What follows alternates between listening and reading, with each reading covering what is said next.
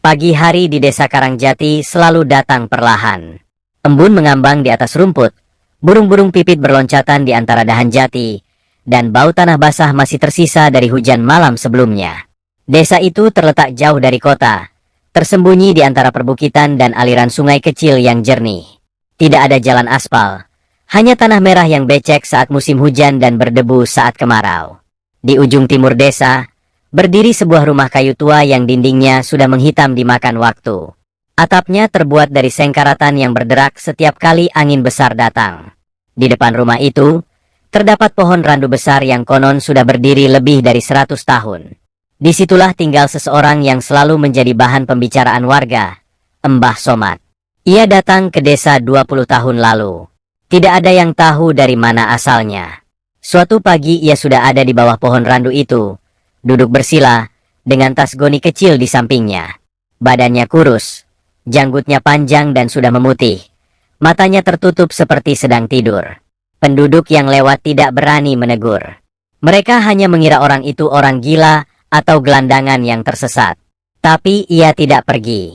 Hari berganti minggu, minggu berganti bulan. Mbah Somad tetap tinggal.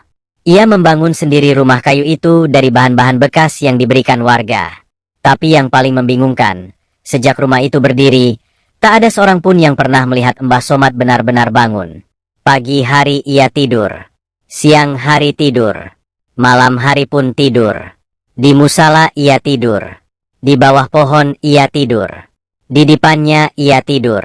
Bahkan ketika ada yang mengintip diam-diam dari celah jendela rumahnya, yang terlihat hanyalah tubuhnya berbaring tenang di bawah selimut tipis, dengan napas pelan seolah tak terganggu oleh apapun. Warga mulai mengejek, mencibir, bahkan memusuhinya diam-diam. Orang tua pemalas. Pengangguran kok bisa hidup enak. Pasti dia punya ilmu kebal lapar, atau dukun. Anak-anak kecil sering bermain-main di halaman rumahnya sambil melempar kerikil ke atap seng. Tapi Mbah Somad tidak pernah marah. Tidak pernah bicara, tidak pernah menatap. Ia hanya tetap dalam tidur panjangnya, seolah raganya tertambat di dunia ini, namun jiwanya melayang entah kemana. Meski begitu, ada sesuatu yang aneh. Beberapa warga menyadari bahwa meski ia tidak bekerja, Mbah Somad tidak pernah kekurangan. Kadang-kadang ada yang meletakkan sepiring nasi atau seteguk air di depan rumahnya, dan keesokan harinya makanan itu sudah habis. Tapi orang itu tidak pernah melihat Mbah Somad menyentuhnya. Kadang pula, saat musim paceklik, rumah-rumah warga kekurangan air, tapi gentong air di rumah Mbah Somad tetap penuh. Selalu. Yang lebih mengejutkan, setiap kali ada masalah besar di desa, entah itu musibah atau bencana, selalu saja, entah bagaimana, semuanya bisa diselesaikan secara ajaib. Puncaknya terjadi pada malam Selasa Kliwon, saat rumah Pak Rasiman, yang terletak di tepi desa, terbakar hebat. Api membumbung tinggi, membakar atap ilalang dan dinding kayu. Jeritan terdengar dari dalam rumah, ketika istri Pak Rasiman menyadari bahwa anak bungsu mereka, Rendra, masih terjebak di dalam. Warga berlarian membawa ember, gayung, dan basah kuyup karena panik. Tapi sebelum mereka berhasil menyiram api, sesuatu yang tak bisa dijelaskan terjadi. Api mendadak padam. Bukan perlahan, tapi seperti ada yang memadamkannya dengan satu hembusan besar. Angin berhenti, asap menipis, dan dari balik reruntuhan rumah yang hangus, muncullah Rendra. Bocah 7 tahun itu berdiri tegak, menggenggam boneka kayunya, dan tubuhnya sama sekali tidak terbakar. Ketika ditanya, ia hanya menunjuk ke arah barat, ke arah rumah Mbah Somad. Yang menyelamatkanku, kakek berjubah putih. Dia terbang, dia keluarkan air dari tangannya. Mendengar cerita itu, warga saling pandang. Wajah mereka mulai pucat. Pak Rasiman sendiri bersumpah bahwa ia melihat sekilas sesosok berjubah putih berjalan menembus api dan memeluk Rendra. Tapi sosok itu lenyap begitu saja, seperti bayangan. Satu-satunya petunjuk hanyalah jejak kaki kecil di tanah basah, menuju ke arah rumah kayu tua itu. Beberapa warga segera berlarian ke rumah Mbah Somad. Jangan-jangan benar dia yang menolong. Sesampainya di sana, mereka mendapati pintu rumah setengah terbuka. Beberapa dari mereka mengintip ke dalam dengan hati berdebar. Dan di sana, seperti biasa, tubuh tua itu masih berbaring tenang, wajah damai seperti bayi dalam buayan. Tidak ada bau asap, tidak ada noda air, tidak ada jubah putih. Hanya sebatang dupa wangi yang masih mengepul, dan secangkir teh hangat di meja kecil di samping tempat tidur. Hari-hari setelah kebakaran rumah Pak Rasiman berubah menjadi penuh tanya. Rendra, bocah yang selamat dari kobaran api, menjadi pusat perhatian. Semua warga ingin mendengar ulang cerita tentang kakek berjubah putih yang muncul dari cahaya dan menyelamatkannya. Tapi yang ia ceritakan selalu sama, polos dan tak berubah. Beliau keluar dari cahaya putih besar wangi, seperti bunga, tangannya dingin. Beliau gendong aku dan bilang, "Jangan takut, cucuku." Terus, tiba-tiba aku udah di luar rumah. Semua petunjuk mengarah ke satu nama, Mbah Somad. Tapi siapa sebenarnya dia? Warga mulai memandang rumah kayu tua itu dengan perasaan campur aduk. Antara rasa ingin tahu dan rasa takut. Apakah dia seorang wali? Atau dukun sakti? Atau bahkan jin penyamar? Namun saat mereka menyambangi rumah itu, jawabannya tetap satu. Tubuh tua itu tetap tidur. Tidak bergerak. Tidak bersuara. Tidak membuka mata sedikit pun. Kalau dia benar yang nyelamatin Rendra, kenapa dia tidur begini terus? Gumam Pak Lurah suatu pagi di balai desa. Pertanyaan itu belum terjawab ketika bencana berikutnya datang. Kali ini bukan dari alam, tapi dari manusia. Malam Jumat itu, sekitar pukul 2 dini hari, gerombolan perampok bersenjata menyusup ke desa Karangjati. 3 orang pria bertopeng dan berbadan kekar membobol rumah Pak Darmawan. Satu-satunya petani sukses yang dikenal menyimpan uang hasil panennya di dalam rumah. Mereka membawa golok dan linggis, memaksa masuk dengan suara gaduh. Istri Pak Darmawan menjerit keras, membangunkan tetangga sekitar. Tapi malam itu bukan malam biasa. Listrik padam, lampu minyak padam, bahkan anjing-anjing tidak menggonggong. Desa seperti tenggelam dalam kegelapan dan keheningan aneh. Para perampok itu menyiksa Pak Darmawan, memukul, menendang, dan memaksa membuka brankas di bawah dipan. Jeritan demi jeritan menggema dalam gelap, namun tidak seorang pun berani keluar rumah. Mereka takut. Suara langkah mendekat, lalu hening. Disusul suara benda pecah. Lalu, sesuatu terjadi. Tanpa peringatan, terdengar suara angin keras seperti pusaran. Lalu kilatan cahaya putih menyilaukan dari arah selatan rumah. Salah satu perampok, yang hendak mengayunkan goloknya, tiba-tiba terlempar menabrak dinding. Goloknya jatuh dan patah. Yang lain menjerit ketika tubuh mereka seperti terikat tali tak terlihat dan terseret ke halaman rumah. Suara gemuruh itu membuat warga keluar satu persatu. Mereka menyaksikan, dalam keremangan cahaya bulan, 3 perampok itu berlutut tak berdaya. Tubuh mereka menggigil. Pakaian mereka basah kuyup seperti baru disiram air dari sumur. Pak Darmawan ditemukan pingsan, namun selamat. Istrinya menangis memeluk tubuhnya yang penuh luka. Tapi saat polisi datang keesokan paginya, ketiga perampok itu hanya bisa menangis. Mereka berkata hal yang sama. "Maafkan kami tidak tahu, tolong, kami tidak akan mengulanginya lagi." Saat ditanya siapa yang menangkap mereka, salah satu dari mereka menjawab dengan suara parau. Seorang laki tua, berjubah putih. Dia muncul begitu saja. Matanya bercahaya. Tangan kanannya mengeluarkan air. Tangan kirinya seperti bara api. Warga mulai berkumpul. Semua mata memandang satu arah. Ke ujung timur desa. Ke rumah kayu tua yang berdiri tenang di bawah pohon randu besar. Beberapa orang, dipimpin Pak Lurah dan 2 pemuda pemberani, segera berjalan menuju ke sana.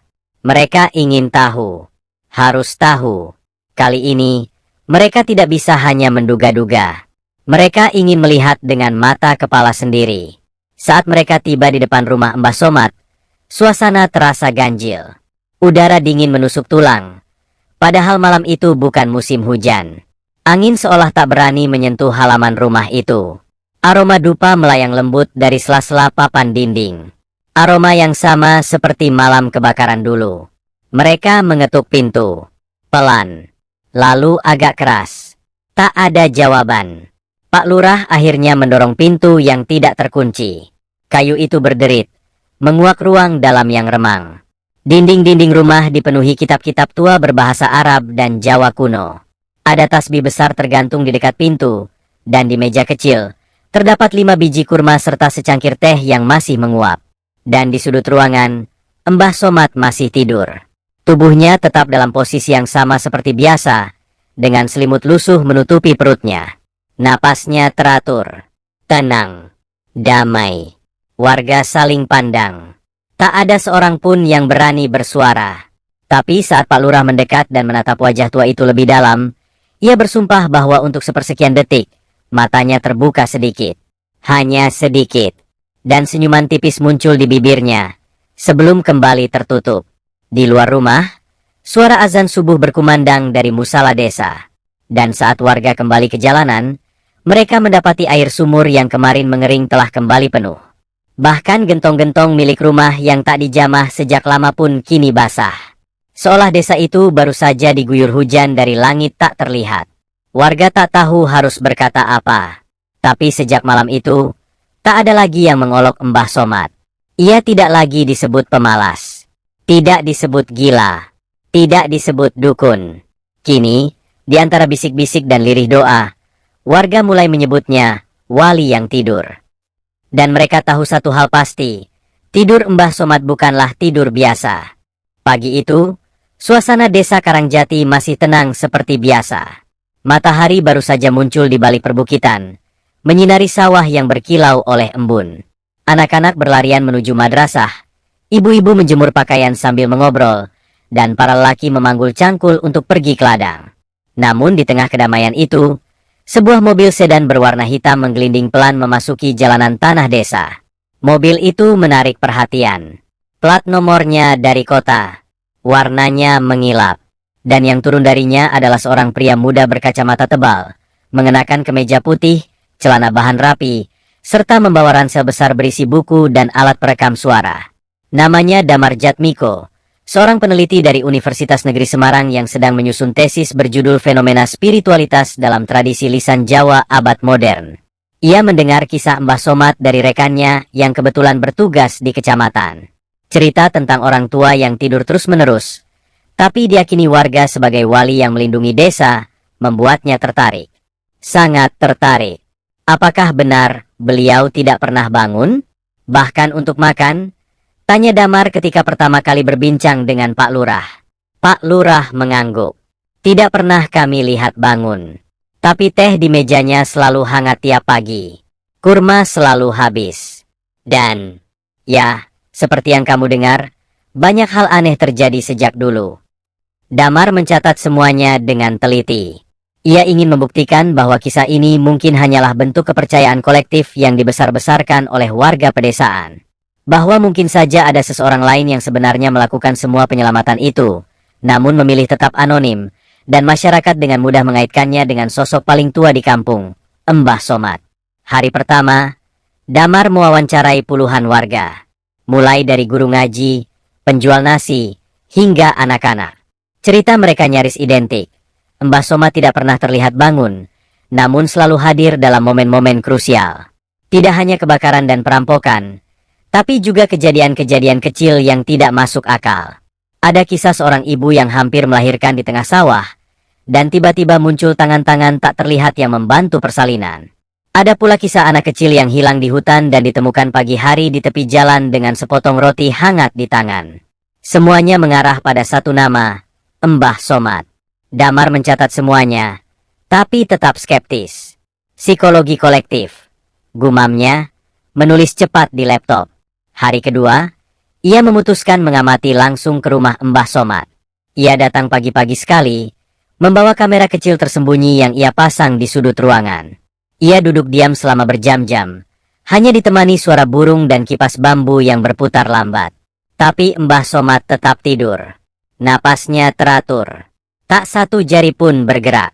Menjelang maghrib, Damar merasa frustrasi.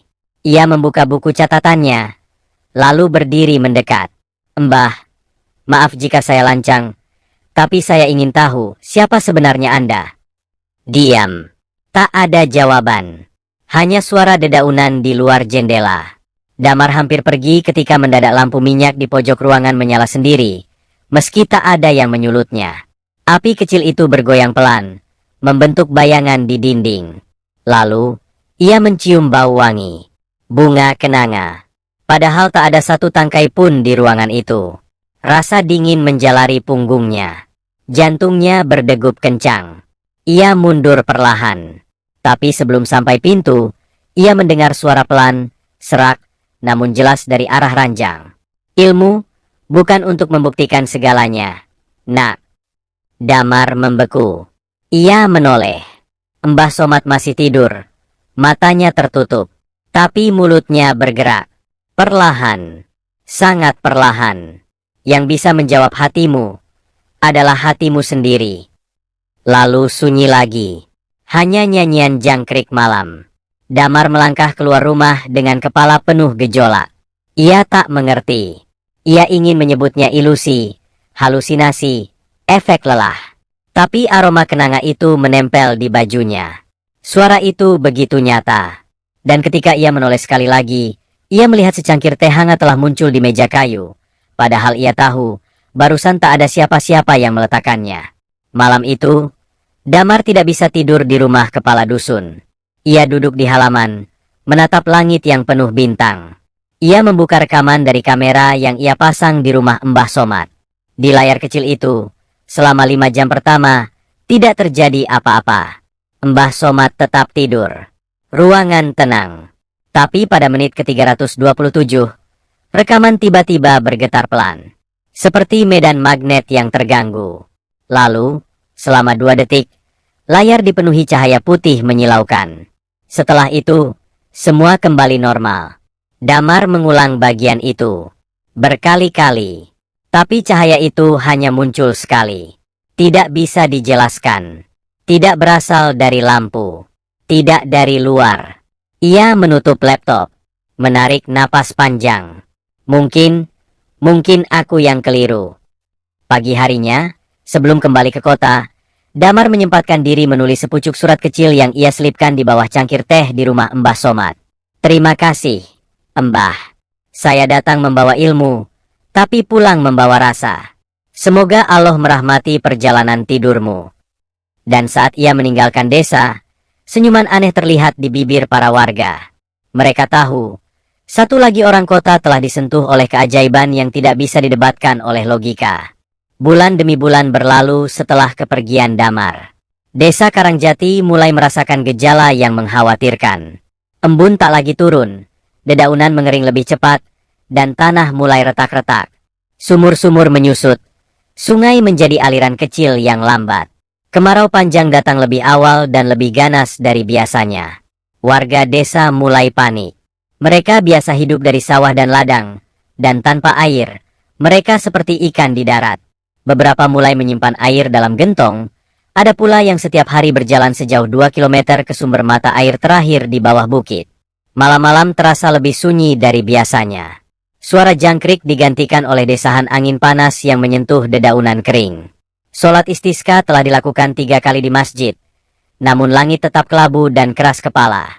Doa demi doa seperti tertahan di awan, tidak pernah sampai ke arasi. Sampai suatu malam, Pak Lurah mendengar kabar dari penjaga langgar kecil. Tadi sore ada orang melihat Mbah Somad duduk di depan rumahnya. Katanya, setengah percaya setengah bingung. Pak Lurah melotot. Apa? Duduk. Ya, duduk.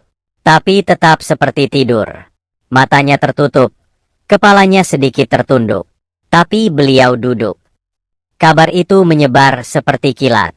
Banyak warga datang ke rumah Mbah Somad malam itu juga. Tapi seperti biasa, mereka hanya menemukan beliau berbaring, tertidur damai di pembaringannya. Namun satu hal berbeda. Di sisi ranjangnya ada semangkuk air putih yang bersinar lembut dalam gelap. Tak ada yang berani menyentuhnya.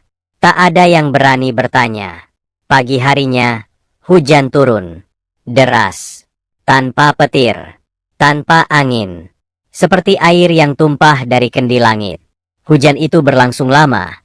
Mencuci daun-daun, membasahi ladang yang retak, dan mengalirkan kembali mata air yang sempat kering. Anak-anak berlarian di bawahnya. Para petani bersujud di tanah basah, dan burung-burung kembali berkicau di atap langgar. Tidak ada yang berkata-kata, tapi semua tahu, Mbah Somad kembali menolong. Tahun-tahun berlalu. Desa Karangjati tumbuh perlahan. Anak-anak yang dulu bermain di lumpur kini menjadi orang-orang dewasa. Masjid diperluas. Jalan desa diperkeras. Tapi satu hal tetap sama. Rumah kayu tua di ujung desa yang selalu sunyi, selalu tenang, dan selalu dihuni oleh sosok yang tidak pernah benar-benar bangun. Mbah Somad menjadi legenda hidup. Suatu hari, menjelang subuh, Pak Lurah yang baru, cucu dari Pak Lurah lama, menemukan pintu rumah Mbah Somad terbuka sedikit. Angin pagi berhembus lembut, membawa bau harum bunga melati. Ia masuk, perlahan, membawa segelas teh hangat seperti biasa. Tapi pagi itu, ia mendapati sesuatu yang berbeda. Mbah Somad berbaring seperti biasa. Namun wajahnya terlihat lebih damai dari sebelumnya. Senyuman kecil terukir di sudut bibirnya. Di dada kirinya, selembar daun lontar kecil tergeletak, seolah sengaja diletakkan di sana. Pak Lurah tahu, hari itu, wali yang tidur telah benar-benar tidur untuk selamanya. Seluruh desa berkabung. Tidak dengan tangis keras, tapi dengan ketundukan yang dalam. Jenazah Mbah Somad dimandikan oleh para ulama desa. Tapi saat kain kafan dibuka untuk pemandian, mereka semua tercengang. Tubuhnya harum. Sangat harum. Tidak kaku. Tidak dingin. Seperti baru saja bangun tidur dan akan tersenyum kapan saja. Wajahnya bersinar. Dan dari sela-sela jari tangannya masih meneteskan air yang sangat jernih. Seperti embun yang murni. Mbah Somad dimakamkan di atas bukit kecil, dekat pohon sawo tua tempat anak-anak sering bermain. Tidak ada nisan mewah. Hanya batu sederhana dan sepotong kayu bertuliskan, hamba yang tidak pernah bangun, tapi selalu hadir. Tahun-tahun setelah itu, rumah Mbah Somad tidak pernah ditempati lagi. Tapi setiap malam Jumat, warga selalu meletakkan segelas teh di meja kayu di dalamnya. Anehnya, teh itu selalu habis saat pagi tiba. Aromanya tetap sama, hangat, menguatkan. Dan setiap kali ada yang kesusahan, entah kehilangan ternak, anak yang sakit, atau rumah terbakar, mereka masih berbisik pelan di bawah nafas mereka. Mbah, tolong kami. Dan pertolongan itu selalu datang. Dalam bentuk yang tak selalu bisa dilihat. Tak selalu bisa dijelaskan. Tapi selalu bisa dirasakan. Karena para wali tidak selalu berdiri di mimbar. Tidak selalu berkata dengan lantang, dan tidak selalu membuka mata. Kadang, mereka cukup tidur. Dan Allah bekerja